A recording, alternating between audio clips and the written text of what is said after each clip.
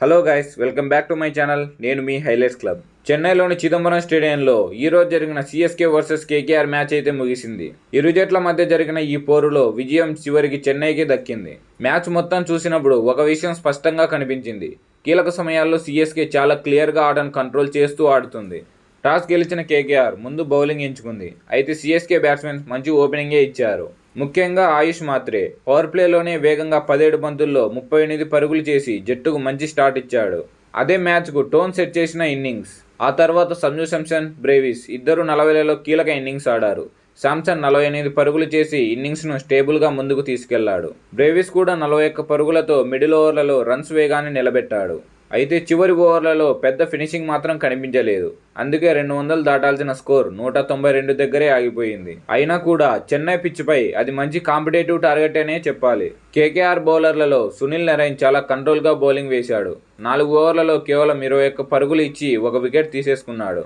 కార్తిక్ త్యాగి death ఓవర్లలో 2 వికెట్లు తీసి సిఎస్కే పరుగులను కొంచెం కట్టడి చేశాడు. 193 పరుగుల టార్గెట్తో కేకేఆర్ బ్యాటింగ్ను మొదలుపెట్టింది. కానీ స్టార్ట్ మాత్రం ఆశించినట్టుగా రాలేదు. ఫిన్ అలెన్ త్వరగా అవుట్ అవ్వడంతో స్కోర్ బోర్డు మీద ప్రెజర్ పెరిగింది. సునీల్ నరైన్ను ఓపెనర్గా పంపిన పవర్ ప్లేలోనే అతను కూడా అవుట్ అయ్యాడు. స్కోర్ 36 పరుగులు 2 వికెట్లకి. మ్యాచ్లో అసలు మలుపు మధ్య ఓవర్లలోనే వచ్చింది. అజింక్య రహానే, రఘువంశీ కలిసి మంచి పార్ట్నర్షిప్ని బిల్డ్ చేశారు. అక్కడ మ్యాచ్ కాస్త బ్యాలెన్స్లోకి వచ్చింది. కానీ అదే సమయంలో వరుసగా వికెట్లు పడిపోయాయి. 2-3 ఓవర్లలోనే ఇద్దరు అవుట్ అయ్యారు. అక్కడి నుంచి కేకేఆర్ చేజ్ పూర్తిగా డిస్టర్బ్ అయ్యింది. క్రికెట్లో ఒక చిన్న మూమెంట్ చాలాసార్లు మ్యాచ్నే మార్చేస్తుంది. ఇదే ఆ క్షణం. సిఎస్కే బౌలర్లలో ముఖ్యంగా నూర్ అహ్మద్ అద్భుతంగా బౌలింగ్ వేశాడు. 4 ఓవర్లలో 21 పరుగులు ఇచ్చి 3 వికెట్లు తీసుకున్నాడు. మిడిల్ ఓవర్లలో రన్స్ ఫ్లోని ఆపేశాడు.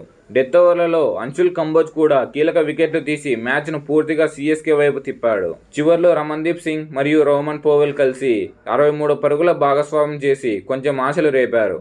కొన్ని బౌండరీలు, 1-2 సిక్సులు. ప్రేక్షకుల్లో మళ్ళీ ఉత్కంఠం పెరిగింది.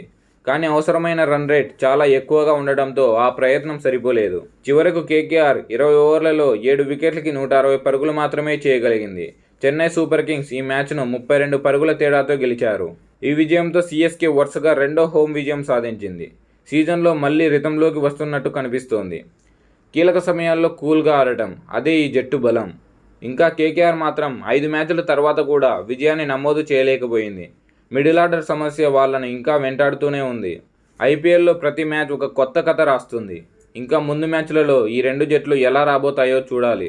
ఈ మ్యాచ్పై మీ ఒపీనియన్ ఏంటో కామెంట్ చేయండి. ఇలాంటి day to day IPL updates తెలుసుకోవాలనుకుంటే మన ఛానల్ని సబ్స్క్రైబ్ చేసుకోండి. వీడియో నచ్చితే మీ ఫ్రెండ్స్కు షేర్ చేయండి. Thanks for watching.